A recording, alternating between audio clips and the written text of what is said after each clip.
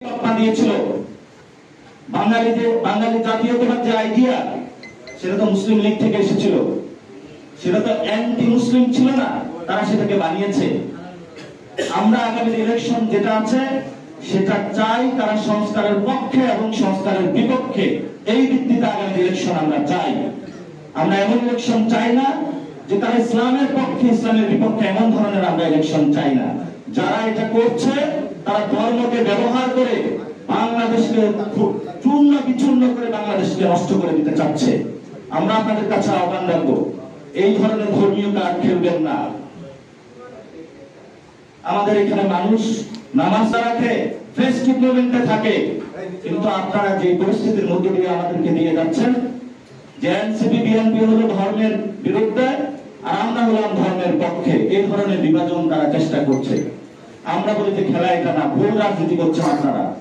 রাজনীতিটা হলো সংস্কারের পক্ষে কারা, সংস্কারের বিপক্ষে কারা, এটা হলো রাজনীতি। আমরা আপনাদেরকে আল্লাহ তৌফিক দান করুন, আপনাদেরকে বোঝার এই ভুল রাজনীতি থেকে আপনারা সরে আসুন। এজন্য আমরা দুটো প্রপোজিশন দিয়ে থাকি ইলেকশনে। বিএনপি একটি গণতান্ত্রিক দল এবং কিন্তু বিএনপির হলো অনেক সমস্যা রয়েছে, যারা সংস্কারের পক্ষে এখন আসে নাই। জামায়াত ইসলামী নট দ্য গণতান্ত্রিক দল, তারা একটা রেগুলেশনারি দল, কিন্তু তাদের অনেক ভালো কাজ রয়েছে। তাহলে এনসিপির আগামী রাজনীতিটা হলো আমরা গণতান্ত্রিক রাজনীতি করতে চাই, সাথে সাথে আমরা ভালো কাজ করতে চাই। এবং আমাদের নমিনেশন প্রক্রিয়া চলছে। এই মিডিয়ার সামনে আমরা বলছি যে এনসিপি থেকে দুর্নীতি চাঁদাবাজ যারা করেছে, একটি লোক ইনশাআল্লাহ এনসিপির মার্কা থেকে ইলেকশনে নমিনেশন পাবেন ইনশাআল্লাহ। আপনারা এই ভূমিকাটা পালন করবেন, দেশবাসী আপনারা এই ভূমিকাটা পালন করবেন।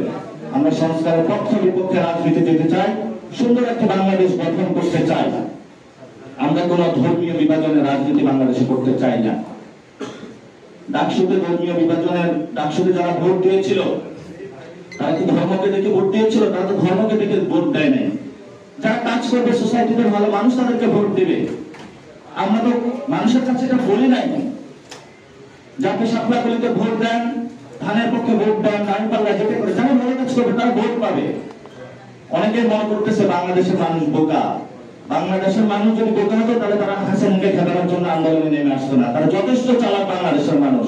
পুরো সাউথ এশিয়াতে সবচেয়ে পলিটিক্যালি কনসাস যদি পিপল বলা হয় সেটা হলো এই বাঙালি জাতি।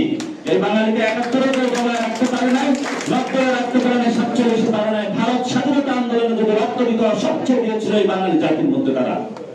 আমাদের ইতিহাসের মধ্যে যেমন রক্ত রয়েছে, ইতিহাস রয়েছে, ভবিষ্যতে আমাদেরকে বোকা বানানোর চেষ্টা করবেন না। আর আমরা ভারত